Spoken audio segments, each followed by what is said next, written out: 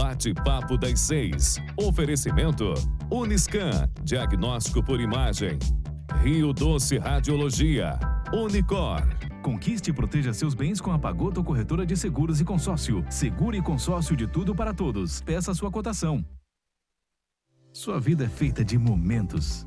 Momentos em família, momentos de sonhos, momentos de conquistas, momentos de realizações. E para todos os momentos você pode contar com a Pagoto Corretora de Seguros e Consórcio. Há mais de 25 anos, parceira das melhores operadoras de seguro e consórcio do país. Pagoto Corretora de Seguros e Consórcio. Seguro e consórcio de tudo para todos. Centro Linhares. Ligue 3371-2000 e peça a sua cotação. Medicina de primeiro mundo em Linhares é na Unicor, um centro avançado de diagnóstico por imagem e fisiologia endovascular, acreditado para tratamento de TAV. Somos especialistas em angioplastias complexas e tratamento do infarto agudo do miocárdio, além de diversos procedimentos de neurointervenção, com equipamentos de última geração e uma equipe altamente qualificada. A Unicor é referência no tratamento de oclusões coronarianas crônicas. Unicor, unidade do coração do Espírito Santo.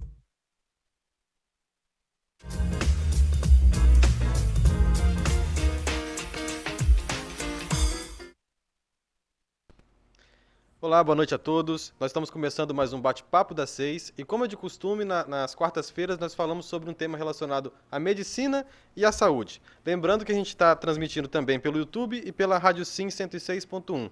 Se você tiver alguma dúvida, quiser participar do nosso programa, mandando alguma sugestão, alguma pergunta, você pode mandar pelo nosso WhatsApp, que é 9962-4547. No papo de hoje nós vamos falar sobre as doenças reumatológicas, que são tão comuns e tão pouco conhecidas na medicina, né? Para a população em geral. E como é tradição do programa, nós temos dois convidados. Nós estamos aqui hoje com o Dr. Misael Gadelha, que é radiologista. Boa noite, Misael. Boa noite, Ricardo. Boa noite, e também com a doutora Thaís Colodete, que é reumatologista. Boa noite, doutora Thaís. Boa noite, Ricardo. Boa noite, gente. Então, como a gente vai falar sobre as doenças reumatológicas, é importante a gente começar com a queixa mais comum que a gente ouve nos pronto-socorros, nos hospitais, nos consultórios, principalmente dos reumatologistas, que são as dores nas juntas. Quais são, dentro da reumatologia, a queixa mais comum desses pacientes? Aonde que são essas dores? Como que funciona? Quais são as principais ideias que a gente pode passar para o pessoal que está assistindo a gente? Boa noite. Então, a gente vai falar hoje um pouquinho das doenças reumáticas, mais as autoimunes, né? Sim. Então, importante em casa, a gente está tendo essa oportunidade para poder falar das doenças reumáticas. Então, hoje, para quem está em casa entender, né? Das doenças reumáticas autoimunes, a mais comum é a artrite reumatoide, né? O que o paciente sente? Ele sente dor nas articulações. E essa dor, ela tem um padrão. O mais comum da dor do paciente sentir é uma dor que ela pega nas interfalangianas, né? Nas articulações das mãos, dos punhos, do tornozelo, do pé. E normalmente esse paciente ele vai sentir uma dor que ela é mais à noite, ele vai acordar de manhã com dor, ela sente que essa mão ela está mais enrijecida. Quando a gente está diante dessa situação, que o paciente chega com essa queixa para a gente, é que a gente pensa numa artrite reumatoide, numa doença autoimune. Certo. Então, a paciente ela sente essas dores nas articulações, né? E quando ela vai no seu consultório, somente a consulta e os exames físicos que a gente chama, eles são o suficiente para diagnosticar essa doença? Não, né? É muito importante a gente até excluir outras causas, né, de artrite. Então, quando o paciente chega com essa queixa para a gente investiga o paciente, pede vários exames, incluindo exames de sorologias, então é importante para a gente hepatite B, hepatite C, HIV, sífilis e outras sorologias também, a depender da queixa do paciente. Pedimos também marcadores inflamatórios, né, VHS, PCR, pedimos também marcadores da artrite, por exemplo, um fator reumatoide, um anti-CCP, tá, que são marcadores imunológicos, e a gente também pede exames de imagem, tá? Para a gente avaliar a dor, onde que o paciente está sentindo dor, a queixa dele. Entendi. Então, além, assim, tem esse processo todo de investigação, né? Começamos com os exames laboratoriais de sangue e tal. Sim. E depois tem os exames de imagem. Os exames de imagem, especificamente, quais são os principais que a gente usa nessa investigação? Então, a gente pensa nesses pacientes, quando eles chegam com quadro de dor, normalmente ele tem mais de 3 meses de dor, né? Isso é importante, já a artrite reumatoide é uma doença crônica, a gente fala autoimune, né, que a gente está falando aqui, quer dizer que o próprio organismo da pessoa está desencadeando essa inflamação. Então, se a gente tem uma situação crônica, a gente quer avaliar as alterações também nos exames de imagem.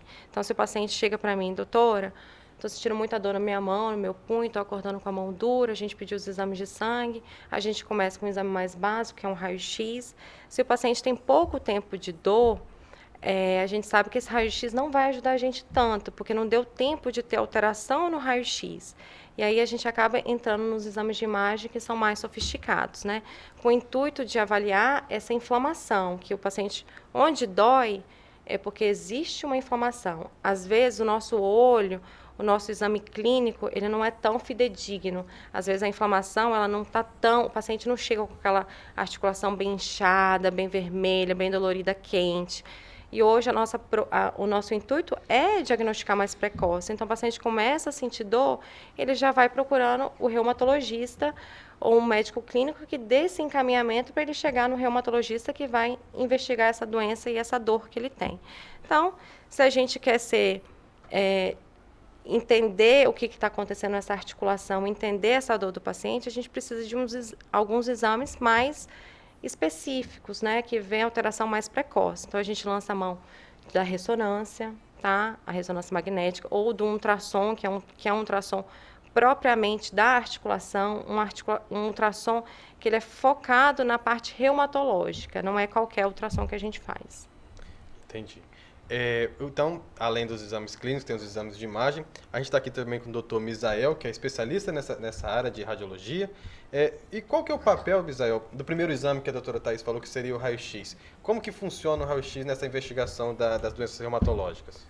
Então, Ricardo, o raio-x durante muito tempo foi até o principal exame, né, na avaliação desses pacientes. Ele até fazia parte dos critérios diagnósticos, então se você tinha alterações no raio-x, já servia como critério para você fazer o diagnóstico da doença. Mas como a Thaís falou, o raio-x mostra alterações muito tardias, né? Ele vai mostrar geralmente alterações que são sequelares, que já são praticamente irreversíveis, na verdade.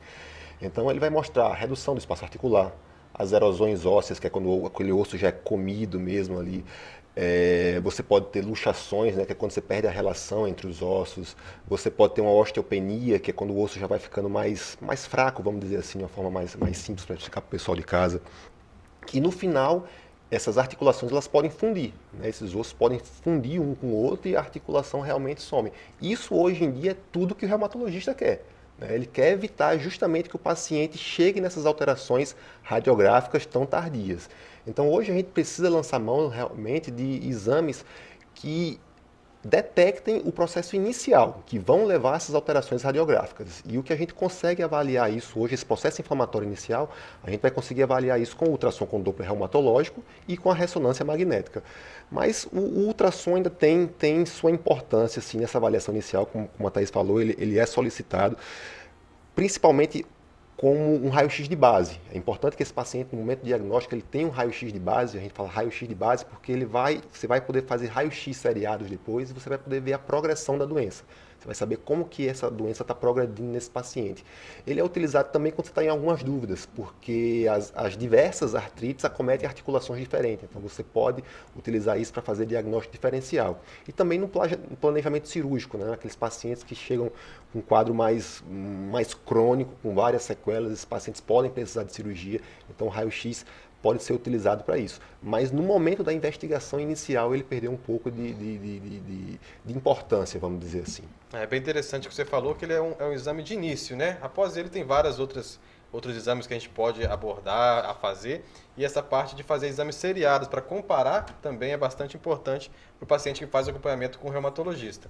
Outro exame que você comentou é o ultrassom. Sim. Existe alguma diferença entre o ultrassom de articulações, que às vezes é mais corriqueiro de acontecer, mais famoso de ser feito, com o ultrassom específico para essa doença reumatológica? Isso, existe sim.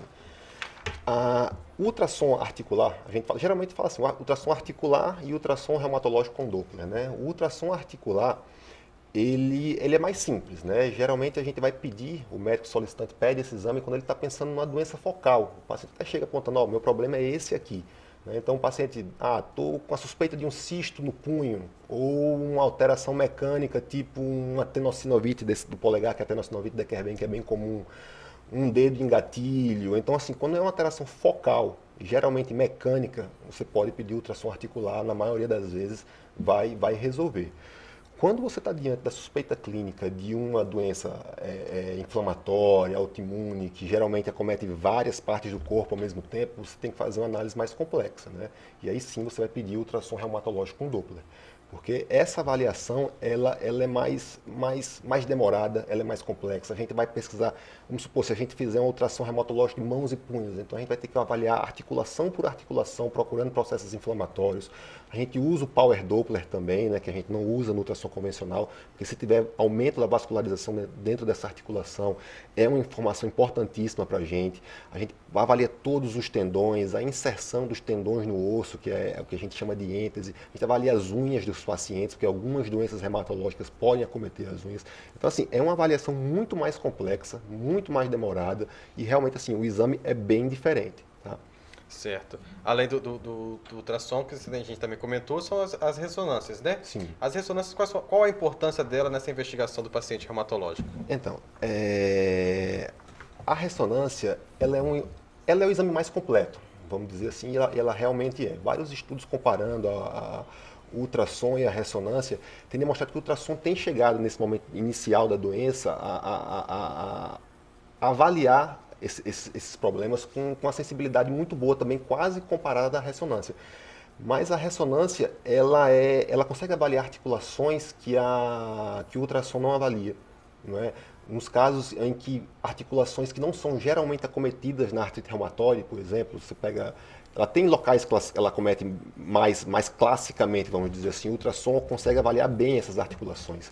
Quando foge um pouco do padrão clássico, já fica mais difícil, então a ressonância consegue avaliar bem isso. A ressonância dá informações adicionais também, né? O edema ósseo, por exemplo, que é uma lesão pré-erosiva, a gente só consegue ver na ressonância. A cartilagem articular, a gente também só consegue avaliar na ressonância. Lógico que todos os métodos, tanto o ultrassom quanto a ressonância, eles têm vantagens e desvantagens, né? O ultrassom reumatológico é um exame mais rápido, ele é um exame mais barato, mais acessível, ele é totalmente inócuo para o paciente, né? Não tem risco nenhum para o paciente. A ressonância ela é mais cara, ela é mais demorada, tem a questão do contraste, que apesar de ser uma medicação muito segura, das mais seguras que existe, mas alguns pacientes ficam receosos, mas tem a questão do contraste. Mas então a ressonância, ela realmente faz essa avaliação mais completa, mais global da articulação. Nos casos em que o ultrassom não foi tão esclarecedor, nos casos em que há uma dúvida diagnóstica, nesses casos mais complicados, a ressonância está bem indicada sim. E ela tem o acréscimo de avaliar o edema ósseo, né, que o ultrassom não consegue avaliar. Certo. Além desses exames que a gente tem para fazer, os exames de imagem, os laboratoriais, eu queria perguntar um pouco para a doutora Thaís sobre a característica da doença mesmo. Os pacientes, que tipo de paciente tem mais essa doença? Quais são as articulações que mais se acometem nessa situação? O que você pode falar para a gente? A artrite reumatoide, ela comete preferencialmente as mulheres, né? Entre seus 30 e 50 anos. Então, o mais comum é essa faixa etária e nas mulheres. Claro que a gente também tem homem, paciente mais idoso, mais jovem, tudo pode acometer também. A artrite reumatoide, ela gosta das nossas pequenas articulações. Então, ela começa também, depois de um tempo, essa artrite não sendo tratada, ela começa a evoluir, a cometer grandes articulações.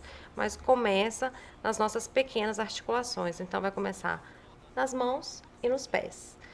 Tem paciente que vai ter mais mão, tem paciente que vai ter mais queixa no pé. A queixa, a dor do paciente é uma coisa muito importante, porque a gente diferencia, por exemplo, uma artrose de uma artrite reumatoide. A artrose é o desgaste, a alteração degenerativa. Conforme a gente vai envelhecendo, a nossa articulação também vai envelhecendo, a nossa cartilagem, a gente vai perdendo essa cartilagem e a gente pode sentir dor na articulação. Então, vamos supor que a gente tem um paciente aí de 50 anos que sente dor nas mãos. Um paciente, ele vai reclamar que ele sente dor quando ele acorda de manhã, que essa mão está mais dura. Doutor, eu vou no banheiro, eu não estou conseguindo escovar meus dentes porque meu punho está doendo. Mas aí, durante o dia, eu vou me movimentando, ele fala assim, ó, estou movimentando, e aí isso vai aliviando, eu esqueço. Mas no outro dia, quando eu acordo de novo, às vezes à noite, eu inclusive acordo à noite com dor na articulação. Então, isso faz a gente pensar numa artrite reumatoide. Agora, se a gente tiver esse mesmo paciente com seus 50 anos, que chega para mim, doutora, eu acordo bem, mas eu começo a lavar roupa, começo a lavar louça, começo a mexer na casa e minha mão começa a doer. Aí a gente está diante de uma outra situação, que é a osteoartrite, a artrose. Então, a dor que o paciente chega no consultório para a gente é o que é mais importante. É ele que vai direcionar os exames que a gente vai pedir, né, como que vai ser o nosso tratamento, é a queixa do paciente. Agora, uma coisa interessante para compartilhar aqui com o Misael, a gente discutir, é que na artrite reumatoide é uma doença crônica, não tem cura, tem tratamento. O nosso objetivo hoje é fazer um diagnóstico precoce. Então, esses exames que estão surgindo para a gente fazer, é para a gente conseguir iniciar um tratamento precoce. Quanto mais rápido a gente inicia o tratamento, menor o dano nessa articulação. Porque hoje a gente quer que as pessoas... Antigamente, a pessoa falava, tem uma artrite reumatoide, você já logo imaginava uma mão com sequela, uma pessoa que não tinha funcionalidade. Hoje, quem tem artrite reumatoide, ninguém nem percebe que tem, porque a gente consegue diagnosticar e tratar de forma mais precoce, que é esse o nosso objetivo. Mas como a gente está diante de uma situação que gera dor crônica, a gente pode ter outras situações que também causam dor. Às vezes o paciente tem um pouco de fibromialgia junto, e quando a gente está tratando, às vezes o paciente chega com ainda mantendo queixa de dor articular, e a gente fica na dúvida, será que essa dor é da artrite? Será que eu preciso mudar meu tratamento? Será que eu preciso trocar meu remédio? Então, os exames de imagem ajudam a gente também a guiar o nosso tratamento, tá? Porque às vezes a gente está olhando para aquela articulação e fala assim, não estou achando que está inflamada, eu acho que essa dor é outra causa de dor. E até um paciente que tem artrite reumatoide, ele vai ter uma artrose na articulação. Se ele deixar essa articulação inflamando, quanto mais tempo ela ficar inflamando, maior a chance de eu ter uma artrose também precoce naquela articulação. Então, a gente usa o ultrassom, eu acho que é uma coisa que é interessante a gente falar, do nosso acompanhamento. Às vezes a gente está com o tratamento do paciente, 3, 6 meses, a gente pode usar e fazer um ultrassom Doppler para avaliar se tem inflamação, se tem alguma inflamação. E outra coisa que eu queria é a gente falar que a ressonância, às vezes, quando o paciente tem um grau de cronicidade, ele não diferencia a inflamação ativa de um pânus, de uma inflamação crônica. Acho que você podia falar um pouquinho do ultrassom nessas situações, diferenciando. O que acontece, isso que a Thaís está chamando a atenção, é muito importante, porque esses métodos novos, né, tanto o ultrassom quanto a ressonância magnética, consegue realmente ver o processo inicial da doença, né? Antes do paciente realmente ter uma alteração sequelar que não consegue mais reverter. Então, tanto que o ultrassom com Doppler, por exemplo, é comum, até os reumatologistas, Thaís pode falar disso, né? Eles têm até ultrassom no próprio consultório e virou uma extensão do exame físico, né? Porque o ultrassom com Doppler e a ressonância magnética, elas conseguem mostrar esses processos inflamatórios iniciais até mesmo antes do paciente sentir dor. Então, essa é uma informação que é muito importante que a gente, às vezes, passa para o reumatologista. Olha, ele não está sentindo dor nessa articulação aqui, mas está inflamado. Está inflamado, então isso já dá um alerta para ela, pode mudar critério diagnóstico, tudo. E em relação ao controle de doença também é muito importante, né? A gente consegue avaliar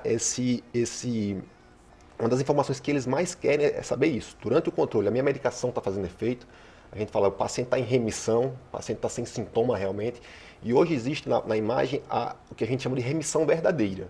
O paciente não está com dor, isso é clínico, beleza. Mas será que na imagem ele também não tem alteração? Né? Na artrite reumatoide, especificamente, vários estudos já mostraram que o ultrassom pode mostrar isso. Olha, o paciente não está com dor, está com o uso da medicação, mas está com inflamação. Alguns casos, eles podem até mudar as medicações, entrar com a medicação mais agressiva para avaliar melhor esses pacientes. Então, é realmente essa interação entre o radiologista e o pessoal da reumatologia, junto com esses exames novos, o ultrassom com Doppler e a ressonância magnética, tem permitido a gente dar um conforto para o paciente maior, às vezes até consegue curar, né, Thaís? A gente já vê relatos de pacientes que começam tão precocemente a usar algumas medicações que depois o paciente entra em remissão e não precisa mais usar. Mas isso tudo depende do momento do diagnóstico, né? Tem que ser realmente um diagnóstico muito precoce.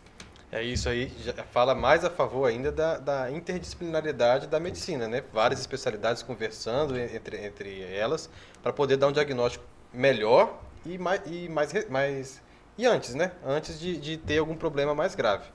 Uma coisa que é importante que a doutora Thaís falou, que eu acho que é importante até repetir, é a diferença dos sintomas da artrose para artrite reumatoide, que seria a diferença do perfil da dor, não é isso? Isso. De manhã, a dor da artrite reumatoide, ela começa forte e vai melhorando, isso. Enquanto que a artrose, a paciente começa sem dor e vai piorando durante o dia, durante as atividades. No exame radiológico, no exame de ultrassom, você vê alguma diferença para você diferenciar a artrose da artrite reumatoide? Sim, sim. Quais são essas diferenciais? É comum chegar para o radiologista sempre isso, né? Avalia a imagem, mas a gente tem que juntar tudo também. Então, assim, o perfil do paciente geralmente é diferente, a idade, as articulações acometidas são diferentes, né? Enquanto a artrose geralmente pega muito a articulação de carga, né? Então, joelho, quadril, pode pegar as mãos e punhos também, mas dentro das mãos e punhos as articulações são diferentes. A artrose gosta muito das interfalanginas distais, que é essa última aqui, a artrite reumatoide geralmente poupa essa articulação. Além disso, tem diferenças de imagem e o que chama mais atenção é o processo inflamatório, realmente, né? Então, se você tem muito edema ósseo, erosão, você vai pensar mais numa artrite reumatoide. Se você tem mais redução do espaço articular com formação óssea, que são os osteófitos, por exemplo, você vai orientar o diagnóstico mais para um quadro de artrose mesmo. Então, você consegue diferenciar, sim. São informações muito importantes para a população para poder diferenciar o que é uma dor articular normal para uma dor crônica e para uma dor reumatológica. Nós vamos continuar esse bate-papo no próximo bloco, falar sobre outras doenças reumatológicas autoimunes também.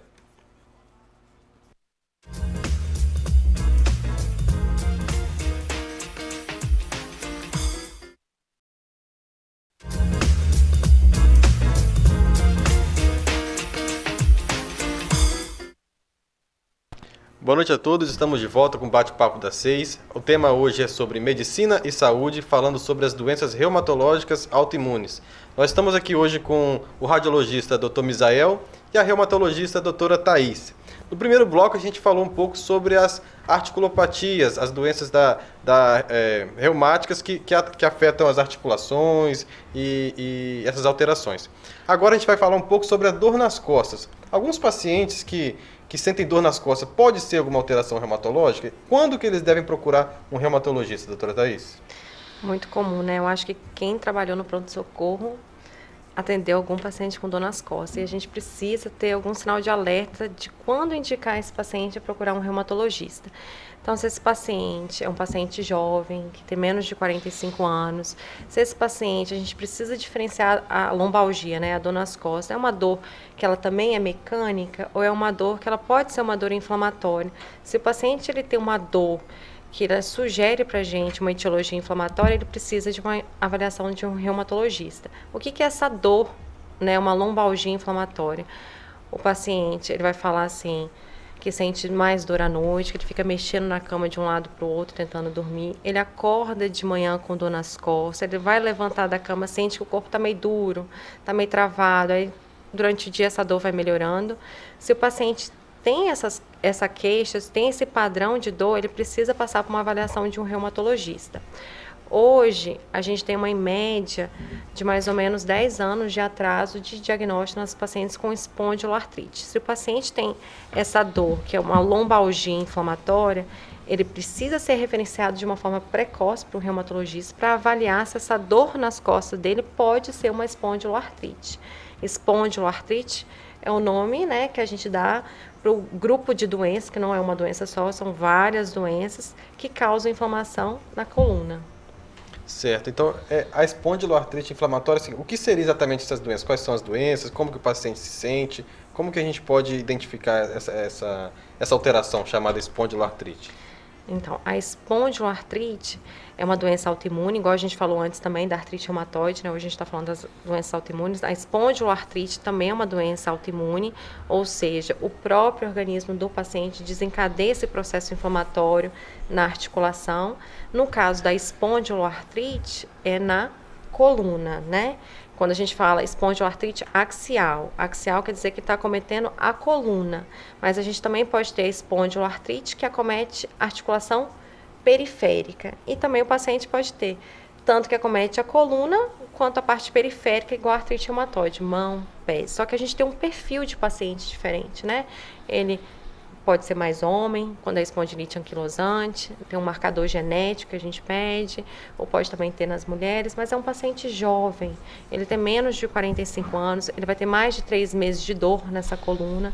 Então, se a gente tem essa queixa, esse perfil de paciente, a gente começa a pensar nas espondiloartrites. Então, as espondiloartrites são um conjunto de doenças que Sim. têm que ser identificadas de acordo com o que o paciente sente, com alguns exames laboratoriais. E como que é feito esse diagnóstico? Tem algum exame de imagem? Como que a gente avalia esse paciente dessa forma? Junto da queixa do paciente, né, quando a gente vai fazer um diagnóstico, a gente sempre conversa e tenta entender a parte sistêmica, né? Eu falo que reumatologista a gente não tem um órgão, né? A gente tem as nossas doenças podem acometer qualquer órgão. Então, quando você vai conversar com ele, que ele é um paciente que tem dor nas costas, a gente pergunta: você já ficou com o olho vermelho? Porque ele pode ter tido algum episódio de inflamação no olho, que é uma uveíte, né? Que a gente sabe que essa doença não está só ali na articulação, é uma doença sistêmica, né? A gente pergunta em relação ao intestino, tem diarreia, já evacuou sangue, porque a gente sabe também que a espondiloartrite pode vir junto com uma inflamação no intestino, uma doença de Crohn, uma retocolite, tá? A gente vai só classificando essa doença, tá? A gente também pode ter junto o acometimento da pele, uma psoríase, um paciente que tem psoríase ou que tem uma história de psoríase. Tudo isso juntando com a dor nas costas, a gente vai enquadrando dentro da espondiloartrite. Até em relação à dor, uma situação muito comum, o paciente reclamar de dor na nádega. Então, se você recebe um paciente no pronto-socorro, se você atende no posto, né? Ou o paciente em casa está sentindo uma dor no bumbum, às vezes começa em uma nádega, depois pula para outra nádega. A gente pensa no paciente jovem, essa dor que é à noite, que ele acorda de manhã, nesse grupo que é as espondiloartrites. Isso é até interessante diferenciar, porque às vezes o paciente vai no pronto-socorro, pode ser uma hernia de disco, pode ser uma distensão muscular. Então, pelo que você está falando, é importante ter tem a hipótese de ter alguma outra doença, de ter alguma alteração no olho, alguma alteração de pele, alguma inflamação em outros lugares também. Os exames de imagem ajudam nessa identificação? Fazer algum exame auxiliar nessa investigação? Assim, no nosso exame clínico, né, a gente já no consultório mesmo, a gente examina o paciente, por exemplo, tem dor nas costas, faz parte do nosso exame físico, ver essa mobilidade da coluna, porque toda doença que ela é inflamatória, que é autoimune, o que ela inflama, ela destrói e deixa uma sequela. Então, se o paciente tem muito tempo de inflamação, ele vai tendo algumas alterações na coluna. Então, a gente vai vendo uma perda da mobilidade dessa coluna. Então, a gente examina o paciente, vê como que está a parte da coluna lombar, tanto da coluna torácica, a mobilidade da coluna cervical, porque é uma doença que ela pode cometer a coluna toda. Normalmente, o paciente começa de baixo para cima, mas pode começar, por exemplo, na coluna cervical. Então, se eu estou diante de um paciente que eu estou no consultório, ele é um cara novo, que tem menos de 45 anos, tem uma dor que é inflamatória, uma dor nas costas que é inflamatória, examino ele, vejo que tem inflamação nessa coluna, que a mobilidade dessa coluna está ruim, a ressonância da coluna é super bem indicada para a gente avaliar esses pacientes, junto com o raio-x, né? O raio-x, a gente não pode esquecer dele, né? Porque ele é um exame antigo, mas ele ajuda também para avaliar se já tem o grau de lesão, de sequela desse paciente também, igual o Misael falou também, para acompanhar o paciente é muito importante. E na sua prática clínica, doutor Misael, quando os pacientes procuram a clínica para fazer algum exame de imagem, os exames mais procurados, que são solicitados geralmente pelos os reumatologistas e clínicos, é a ressonância mesmo? Isso vai depender muito do que a Thaís explicou, né? As espondiloartrites são um grupo de doença e tem umas que acometem mais o esqueleto axial, vamos dizer assim, que é a coluna e a articulação sacroiliaca, e tem umas que podem acometer mais as articulações periféricas, né? quando acomete, é importante dizer que assim, os exames de imagem também, eles são muito importantes na avaliação dessas doenças, porque eles participam tanto do diagnóstico da doença, eles são critérios diagnósticos, tanto a ressonância quanto o raio-x, tá?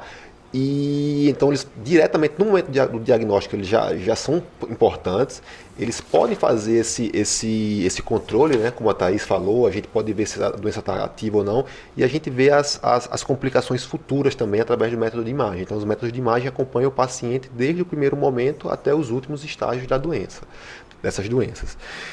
Em relação ao quais exames, realmente vai depender muito do acometimento da doença. Quando o acometimento é mais do esqueleto axial, né, sacroiliaca e da coluna, como é na espondilite anquilosante, que é a doença modelo desse tipo de acometimento, a ressonância magnética realmente é o exame mais importante, porque só ela que realmente vai mostrar o processo inflamatório bem inicial, antes das lesões sequelares, antes dos danos estruturais que vão levar à perda de função do paciente. Né? O raio-x, ele também é critério diagnóstico, mas da mesma forma como na artrite reumatoide, ele só vai mostrar as alterações mais tardias, né? Que é justamente o que a gente tenta evitar, pelo menos no maior tempo possível, a gente tenta evitar que o paciente chegue nessas alterações radiográficas. Então, a ressonância é fundamental nesse ponto. Se for um acometimento periférico, aí o ultrassom pode voltar. Porque o ultrassom não vai servir para avaliar a coluna e avaliar a articulação sacroiliaca, porque são estruturas muito profundas. Então o ultrassom não consegue chegar bem lá, né? Ele só vai conseguir avaliar bem mesmo as estruturas mais superficiais. Então, se você tiver o acometimento das pequenas articulações, mãos, pés, punhos, tornozelos, aí sim o ultrassom vai fazer parte junto com a ressonância. Você pode solicitar um ultrassom com Doppler antes para avaliar e depois, nos casos mais complicados, mais complexos, você pode fazer mão também da ressonância magnética. Então, vamos pensar aqui. O paciente ele tem uma dor na coluna. Certo. Vai fazer uma ressonância. Os achados que você encontra nesse exame, quais são as alterações da coluna nele que aparecem nesses exames? Isso, o que a gente procura de cara é a inflamação, é o edema ósseo, né? Um dos critérios diagnósticos dessa doença é a sacroileite, e na ressonância a gente caracteriza isso com o edema ósseo, né? Então a gente procura focos de edema nas articulações sacroiliacas do paciente. Além disso, tem outros sinais acessórios, né? Inflamação da cápsula articular, né? Um derrame articular, que é quando tem líquido na articulação, com sinovite, que é a inflamação da membrana da articulação. O local onde os ligamentos se inserem no osso também, os tendões, os músculos, isso é chamado de êntese, então você pode ter processo inflamatório ali também. Então esses achados mais iniciais é o que a gente mais se preocupa, porque é isso que vai realmente dar um diagnóstico precoce para o paciente, né, antes das alterações sequelares. E as alterações sequelares também são visualizadas na ressonância, né, as erosões ósseas, aquilo que a gente falou, que é a anquilose, que é a fusão das articulações, a articulação simplesmente some porque o osso gruda no outro, mesmo funde no outro. Então a ressonância faz uma avaliação bem completa, tanto dos processos mais iniciais quanto da fase mais tardia. É importante lembrar que no momento do diagnóstico da sacroileite, da espondilite anquilosante, por exemplo, é indicado uma ressonância magnética da articulação sacroiliaca. Mas posteriormente, esses pacientes tendem a evoluir com acometimento ascendente da coluna também. Então a gente vai procurar também os mesmos achados na coluna, edema ósseo, inflamação, as artrites, as áreas de fusão óssea. Então isso geralmente o paciente vai precisar de uma ressonância da coluna lombar depois com o progredir da doença.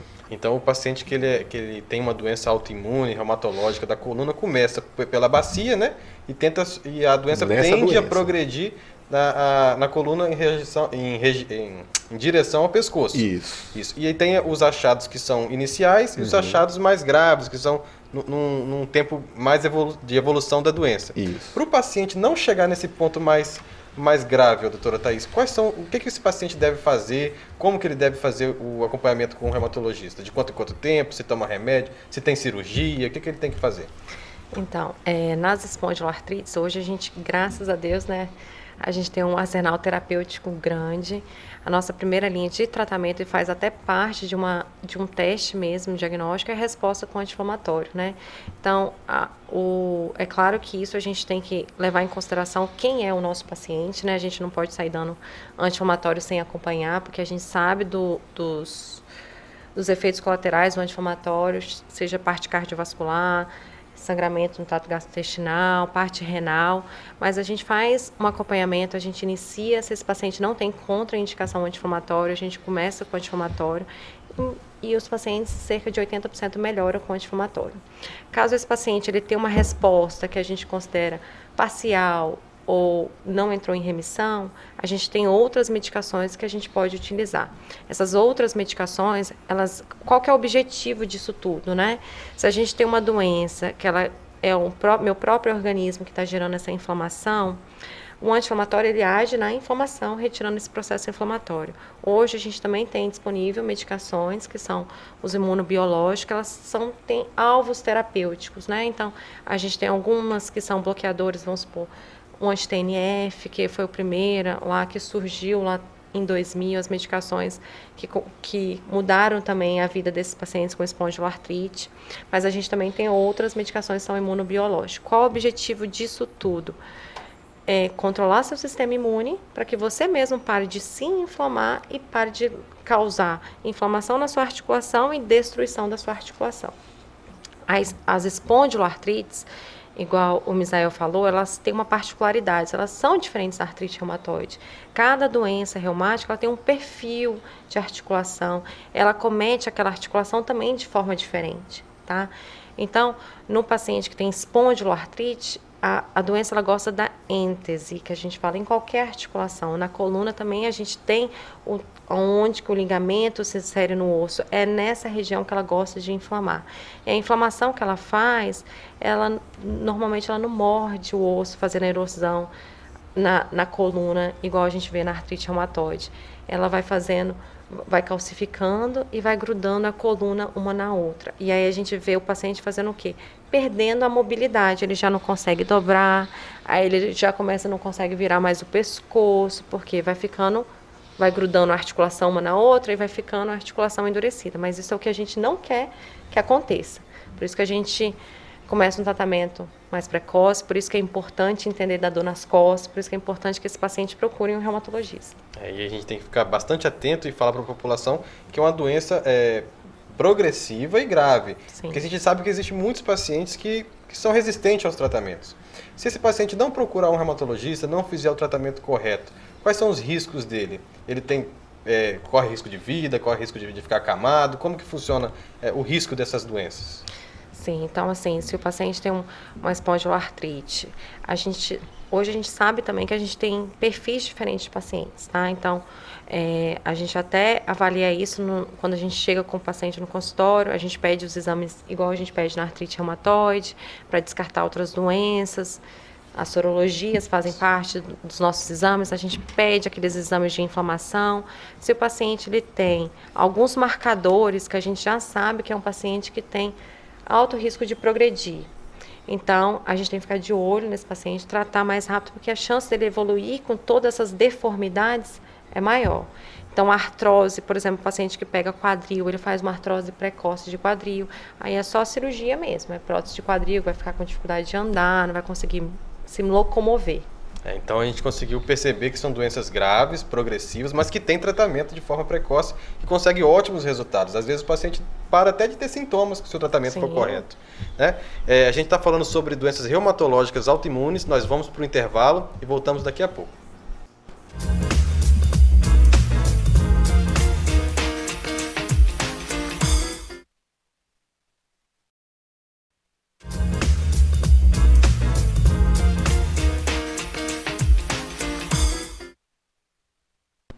Boa noite a todos, estamos de volta com o Bate-Papo das 6. Às quarta-feiras nós falamos sobre medicina e saúde.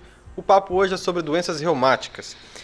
Recebemos uma pergunta aqui da Ceissa, querendo saber para a doutora Thaís. Doutora Thaís, quem teve chikungunya pode piorar ou ter doenças reumáticas? Então, quando o paciente tem chikungunya, ele pode evoluir com uma artrite crônica pós-chikungunya. Tá? Inclusive, a gente utiliza de medicamentos também, imunossupressores, que diminuem a imunidade para parar de inflamar essa articulação. Tá? Então, precisa, sim, passar por uma avaliação do reumatologista para avaliar se essa chikungunya teve cronificação e se essa artrite é uma artrite crônica já. Então é importante sempre investigar essa parte. Sim. Outra doença também muito famosa na parte reumatológica é a psoríase, que a gente sabe que tem bastante acometimento na população. Existe alguma relação entre artrite, dor nas articulações e a psoríase? Sim, muito importante falar, né, que a psoríase é bem comum. Cerca de 10 a 30% dos pacientes que têm psoríase vão apresentar a doença chamada artrite psoriásica. A artrite psoriásica faz parte do grupo de doenças das espondiloartrites que a gente falou lá atrás. Na psoríase, a gente não vai falar da parte dermatológica, mas a gente, independente da forma de psoríase que o paciente tenha, o mais comum é o paciente apresentar aquelas placas vermelhas que são descamativas, principalmente na região extensoras, né, cotovelos, joelhos, atrás da orelha, no couro cabeludo, mas também pode apresentar uma invertida, que é na região inframamária, nas axilas, na região de dobra. Também tem a psoríase em forma de pustulosa, com aquelas bolhas. E a gente também sempre fica de olho na reumato. O reumatologista, ele gosta da unha, tá? Por que ele gosta da unha? Porque quando a gente olha para a unha do paciente, que a gente olha algumas características dessa unha, fala a favor de uma artrite psoriásica. Por quê? A psoríase, a gente também tem psoríase ungueal. Então, às vezes, a gente pega no consultório um paciente falando assim: doutor, eu estou tratando de micose na unha, já passei vários esmaltes, já tomei remédio para micose, minha unha continua solta, continua fofa, continua quebrando. Então, a gente sempre avalia essa unha, que pode ser uma psoríase ungueal. E junto com a queixa que o paciente tem articular, a gente pode estar diante de uma artrite psoriásica, tá? Então, a psoríase, ela pode ser igual a gente falou das espondiloartrites. Ela pode acometer toda a coluna e também as articulações periféricas. Essa inflamação que a gente tem na unha, essa alteração na unha que a gente avalia no paciente, é um forte sinal do paciente ter artrite psoriásica. Então, a psoríase, além de doenças de pele, ela pode afetar também as articulações e dar esse tipo de dor que a gente está falando aqui.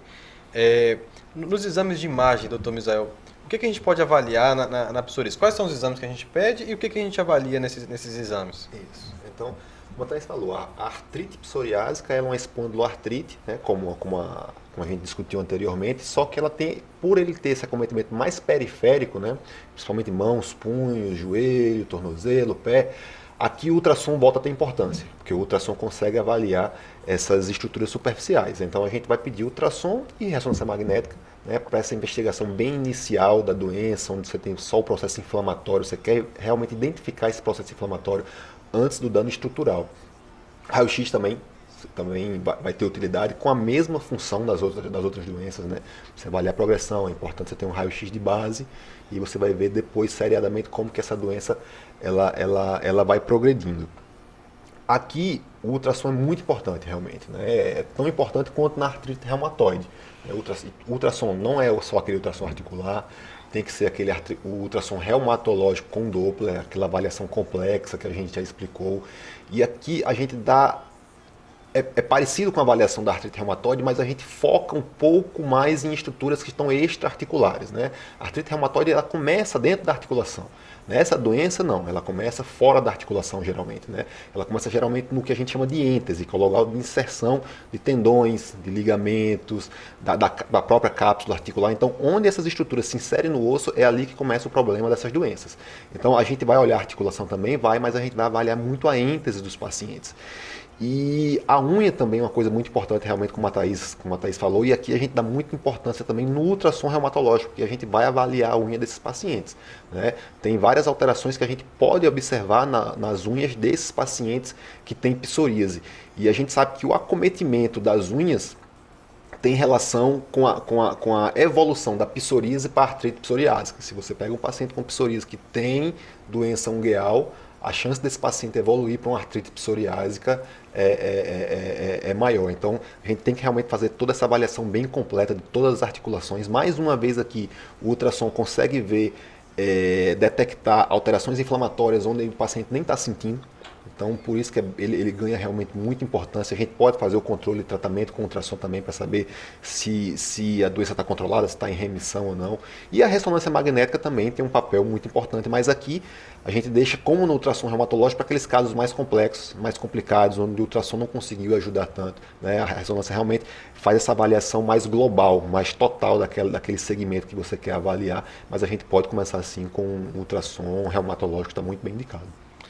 E essa doença, a psoríase, ela afeta mais qual tipo de população? São as mulheres, são os homens? Como que acomete esses pacientes? Acomete tanto homens quanto mulheres, o mesmo perfil de faixa etária, mas a gente tem geralmente 2 picos de psoríase, né? Seus 30 anos, depois 50, 60 anos a gente tem outro pico de psoríase. Então, da psoríase. A artrite psoriásica, ela acontece normalmente após a psoríase, uma média de 7 a 8 anos depois que um paciente tem psoríase, ele pode desenvolver artrite psoriásica. Por isso que é importante também tratar a psoríase.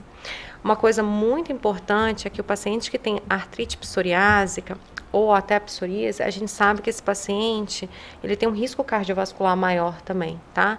É uma doença que inflama bastante, inflama a êntese, inflama a pele, inflama as articulações periféricas, inflama a coluna e por conta dessa alteração inflamatória, ele também tem um risco cardiovascular maior.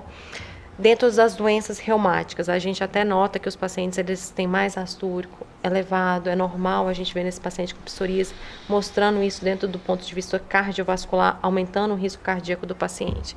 Então, a gente também acompanha disso, né? É importante o paciente também estar orientado a respeito disso. Às vezes, o paciente tem lá aquela psoríase, acha que aquela psoríase está tudo certo, vamos viver a vida com a psoríase, mas essa inflamação da pele também por dentro está gerando um processo inflamatório também, não só na articulação, se ele tem artrite psoriásica, mas também cardiovascular. Então isso é importante lembrar para a população que tem essa psoríase, que geralmente com bom tratamento fica controlada, geralmente o que a gente percebe são as alterações de pele, mas por dentro pode ter algumas outras alterações.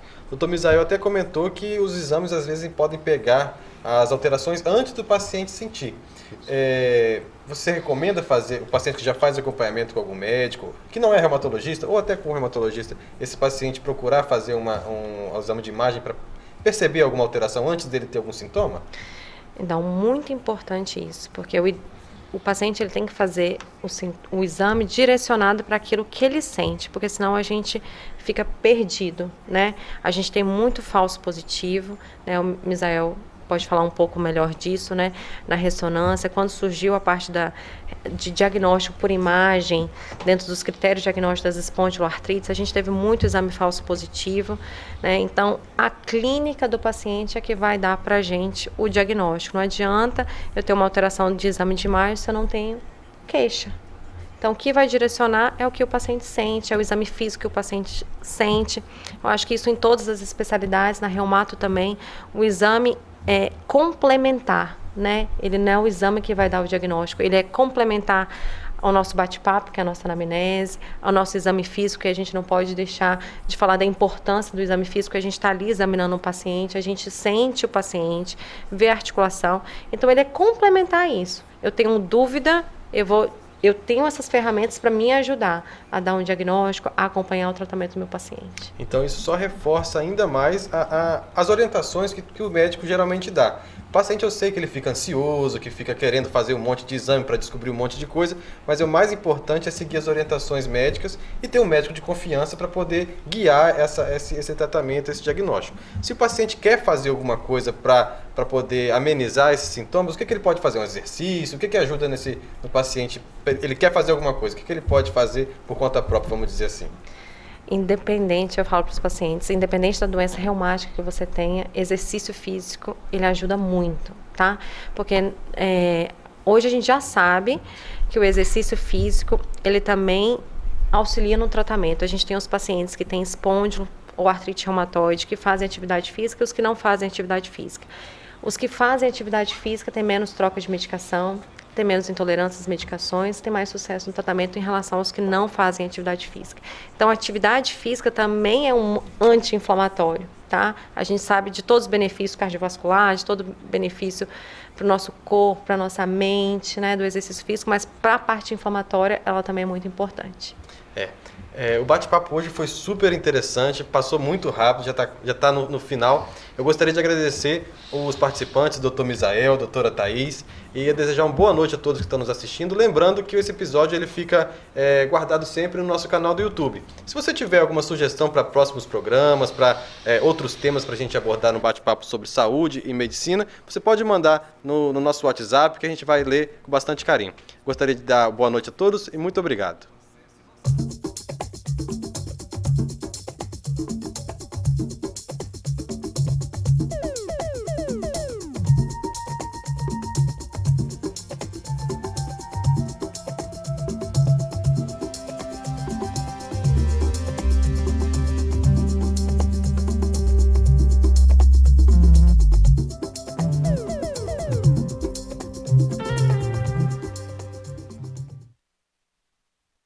Bate-papo das 6. Oferecimento Uniscan, diagnóstico por imagem. Rio Doce Radiologia. Unicor. Conquiste e proteja seus bens com a Pagoto Corretora de Seguros e Consórcio. Seguro e consórcio de tudo para todos. Peça sua cotação. Sua vida é feita de momentos. Momentos em família, momentos de sonhos, momentos de conquistas, momentos de realizações. E para todos os momentos você pode contar com a Pagoto Corretora de Seguros e Consórcio. Há mais de 25 anos, parceira das melhores operadoras de seguro e consórcio do país. Pagoto Corretora de Seguros e Consórcio. Seguro e consórcio de tudo para todos. Centro Linhares. Ligue 3371-2000 e peça a sua cotação. Medicina de primeiro monte em Linhares é na Unicor, um centro avançado de diagnóstico por imagem e fisiologia endovascular, acreditado para tratamento de TAV.